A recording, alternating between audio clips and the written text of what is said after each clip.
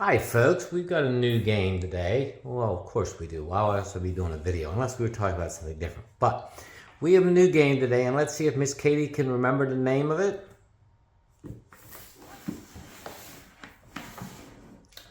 They were soldiers. They were soldiers. And what is this about, Miss Katie? What battle is this? It's the Ia Drang Valley. Oh, the Ia Drang Valley. I knew that. And what movie have you watched? Band of Brothers. Well, yeah. Recently, we rewatched Band but of Brothers. But the Mel Gibson movie is We Were Soldiers. We Were Soldiers. And what unit patch is on the front? First Calf. First Calf. She knew that one, folks. Because she remembered me telling her how we would always kick First Calf's butt at Fort Hood. Because I was a 2nd Armored Division boy. But we want to thank Cadet Games for sending us a copy. That was most generous and kind of them. It will be on the table pretty darn soon. We had the luxury and the honor of meeting Hal Moore twice, interviewing him for the Army, and him asking me if I would have lunch with him. And that was something. I'd come back from, I don't know if it was Iraq or Afghanistan or Horn of Africa, one of my places, and I was doing Army or joint history stuff. And again, we ran into each other, and most generous and kind man. That's all I can say. It's just, he didn't need to spend any time with me. But, so Miss Katie noticed that the game has little discs in it. So the little discs are how you figure out unit troop strength. So Miss Katie is enough of a gamer's wife that she could look at it and go, what's that about? So, but yeah, we're looking forward to this. Her favorite 2 lines from the movie, among her favorite lines from the movie, are what, Miss Katie? From Sergeant Major Plumley. Said, any of you sons of bitches calls me Grandpa, I'll kill you. I'll kill you. And of course, what did they say about Custer? Said Custer was a pussy, sir. Yep. You ain't. You ain't. And of course, the words that bring chills to any armor officer's spine is when the wounded get ready to go back up on the line and they go past Hal Moore. What did they say to him? Carry on. Carry on, sir. Because Gary Owen is one of those things. If it doesn't make your spine tingle and your heart skip a beat, you're in the wrong business, folks. So, yeah. But we thank them again. Show them the back of the box. Yeah, show them the back of the box. It's a heavy box, isn't it? It is a heavy box. So we're looking forward to this one, and again, the graciousness of Cadet Games in sending us a copy, can't thank them enough.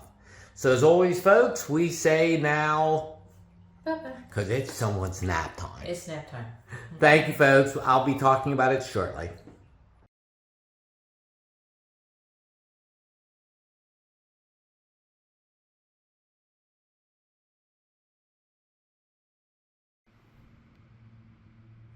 Good morning, folks. There are times when a new company makes a big splash in the market, and Cadet Games did that with They Were Soldiers. The problem for these guys, and it wasn't their fault, was it happened at kind of at the height of or in the middle of the COVID era. So they kind of got off to a slow start because of that. But Miss Katie loves this box art. She said this may be the best and most compelling box art she's seen in a game recently. And of course, we got First Calf here.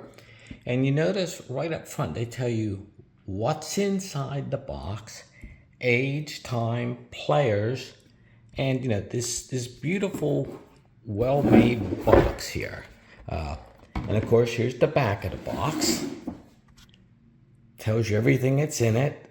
Good illustration, and of course, it has storage. Yay, how about that? Storage.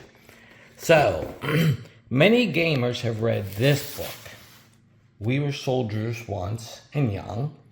And of course, this is Lieutenant Rick Rescorla, who also then becomes a 9/11 fiend, where he brought all of his people as many people as he could out of the tower on 9/11, and then went back up in for him, and he died.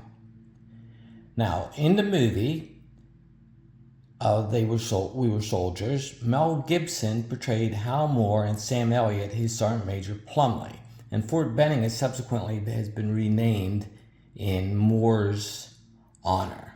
So, let's go around and start looking at pieces of the game. First, we have these nice soft figures. Here are the VC. You can tell they're VC. They're kind of actually hard to tell they're VC because of the different hat. Here you have the North Vietnamese Army. Here, you have the American forces. Mortars, Sky Raiders, artillery, and helicopters. So, unit strength is determined by these chips. The problem with the chips, this is a small problem, and if you're playing by yourself, it's not a huge problem, but they don't seat very well. They don't interlock, and so that's a small little problem. But you determine size by kind of mixing and matching the numbers. And of course, over here you have the game counters. Well, the ones you can kind of make, what do we want to call it? Change. You can make change for when you take losses this way. This will tell you a unit has moved. And let's look at the back side, because there are, two sheets here? Yes, there are 2 sheets here. And here you have the first cav, ones that show that it is fired versus moving. Same for the 173rd Airborne. These are Viet Cong ones, and would then show on the other side to fire. So, all very easy and sensible there so far. I like sensible. And the figures are a nice soft, let's listen to them bounce. So they sound and look like Airfix figures. They're a nice size, not like some of the ones from PSC. There are 3 sets of cards in the game. You can see you've got the Airborne card for 173rd. You've got the North Vietnamese cards, and you've got First Cav. There are 2 types of cards. There are action cards, and there are player cards. Here, the action card, Colonel Moore, U.S. player's movement and combat initiatives turn. An action type card, like here, Broken Arrow, get 10 more 6 dice missions. And what you start to hear even in 1962 with the North Vietnamese fighting the South Vietnamese, we'll grab them by the belt buckle and hold on. Good solid cards. They'll stand up to a lot of play here, folks. While I'm thinking of it, the Sky Raiders, the helicopters, and mortars, I think could be just a little bit bigger. That's a small fuss, but the rule books are very splendid. Okay, you're saying, well, this looks like a standard rule book. It does have a table of contents, always an important thing to me. And right up front, all the game components are identified right here. I mean, look at this. Everything is easily identified. And the book is replete with great examples. And to tell you right off, the object of the game, one of the things I fuss about all the time is what's my win and what's the historical. They tell you the historical. And so game setup, they walk you through everything. It's almost programmatic without necessarily being programmatic. And here they tell you how to build units, and we'll come back here, your chip size, what the chips are, and how many soldiers or steps they make. So, sequence of play is easy. They walk you through everything. You could learn to play by reading through the book at the same time. In fact, that may be how I'm going to do it, is to see if my pie hole comment here actually works. Now, could they have given you a player's aid card for sequence of play. I suppose they could have, but the one thing they don't do is they do not number anything. That would make it easy to go ahead and refer back. I don't know if you necessarily will need to do so in these rules, but it's never a bad idea to have it. And yeah, and I was right, player cards, action cards. So, that's for that one. Then there is Docto. There are two games in this one. There is the LZ X-Ray and Docto. Same setup here. Everything, same game setup. And what you'll have to do, I suppose, from my looking at this, is you will want to look back and use this as your reference once you get started on that one. So, good setup so far. We're off to a strong start.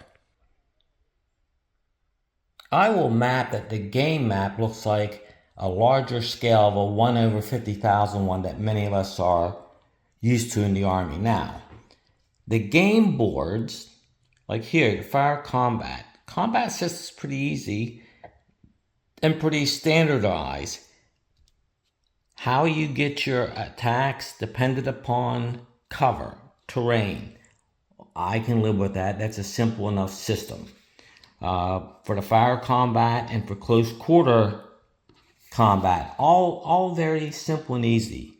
Reinforcement card, where they can be different holding boxes for your North Vietnamese reinforcements, and they show you again how to make those up. Now let's talk about the fire support card. Man, is this like graphically beautiful or what? Gotta like it. Gotta like it. And the first Cav reinforcement card. Again, all very well done. Just easy to read. Good solid card. So let's go over and look at the game maps. There's your LZ X-Ray game map. Look how big these hexes are. I mean, look. That's how big a hex is. So that makes it easier to put these units in there. This strikes me very much as a cat and mouse game that the NVA could hunker down, but that's not what you're there for. And the NVA is going to want to challenge the American forces in a historical sense. So in a sense, this is a game of poker chips used to track unit strength. It could get fiddly with tracking the wounded on the board. I don't know yet. I think it could be that. The chits, I think the chits are going to work. The goals are different. The U.S. goal, from looking at the rules, is you don't get anything in a sense for what you do, except maybe getting your wounded evacuated. Your goal is to kill the NVA, because the more NVA you kill, the less damage they can do to you. Now let's take a look at the Docto map. The 875 hill, or hill 875, boy, it's a barren terrain, isn't it? Look at all those contour lines. But the mission for the Americans is to make certain that they integrate their close air support, their artillery, and their mortars to, again, kill as many North Vietnamese as quickly as they can to lessen your losses. Because if you go over 80 KIA, you drop down from your historical actions down. Helicopter rules are pretty straightforward. Let me grab the rule book here to show you the helicopter rules. I was very pleased to see how simple helicopter rules were. Helicopter movement. Look at this. These guys thought of how to do this and to make it easy. And of course, as we notice, the action and player cards saying that will really add random tactical surprise or advantages. So what do we think of this game right off? Well, I'll find out more, of course, when we play. Evacuating wounded may be my nicest thing. but your failure to move that out will probably cause you to lose. And that's a nice touch in this game, because one of the things in both Iraq, Afghanistan, and other places was always getting your wounded punched back to the rear as soon as you could to the various medical echelons. Combat is pretty simple. You total up your steps, and that equals your firing dice. You acquire your target, cross-index it with terrain, roll the dice, see what the result is, and again, easy. Different but sensible combat system in my idea. And according to Hal Moore, whose AAR I read last night, all 80 pages, the NVA weren't bad shots because many of our wounds were shoulder and head shots. So, we're looking forward to this. And of course, we need to thank these folks for sending us They Were Soldiers. And I should note, I've spoken to Hal Moore twice myself. I interviewed him for the Army, and Hal Moore was gracious enough to, at a later date, ask if I would take lunch with him, and I was deeply honored to do so. So, have a good one here, folks. And as they say in dealing with your wounded, when they get ready to become walking wounded and go back to the thing, Gary Owens, sir.